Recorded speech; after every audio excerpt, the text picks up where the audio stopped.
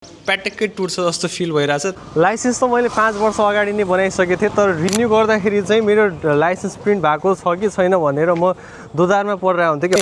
योचोटि चाहिँ मैले नागरी एप खोलेँ। नागरी एपमा चाहिँ के लेखेर आएको छ भनेपछि यो driving license has been printed please collect from it relevant office भनेर भनेको छ।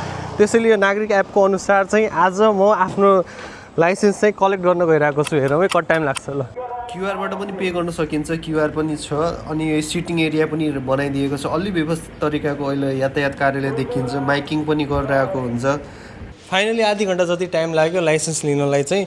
अलिकता चाहिँ स्मार्टली वर्क गऱ्यो भनेपछि चाहिँ त्योभन्दा अझै चाँडै नै हुनसक्थ्यो। बक्स नम्बर दियो भनेपछि चाँडै आउँथ्यो, त्यो हामीलाई आइडिया भएन। तर तपाईहरूलाई चाहिँ त्यो कसरी निकाल्ने भनेर चाहिँ मैले गाइड गरिदिन्छु यो भिडियो मार्फत। एकचोटि यातायातले हालेको नोटिस मजाले पढ्नुहोस्। यहाँनिर चाहिँ तपाईँको ड्राइभमा सेभ गरेर राखेको हुन्छ। यसलाई चाहिँ माथिल्लो यो 3 डटमा थिचेर खोज्नुहोस् भनेर तपाईँले खोज्यो भनेपछि आफ्नो नाम हानेर लाइसेन्स नम्बर हानेर पनि यसले सजिलै खोज्न सकिन्छ। अनि तपाईँले दिने भनेको यसबाट बक्स नम्बर दिने हो कि। बक्स नम्बर दिइसक्यो भनेपछि उहाँहरूलाई पनि सजिलो हुन्छ खोज्नलाई। पुरानो क्वालिटी भन्दा चाहिँ अहिले चाहिँ अलि पातुलो छ, प्याटेक्कै टुट्छ जस्तो फिल भइरहेछ, तर चाँडै प्रिन्ट हुन्छ, त्यही खुसी लाग्छ।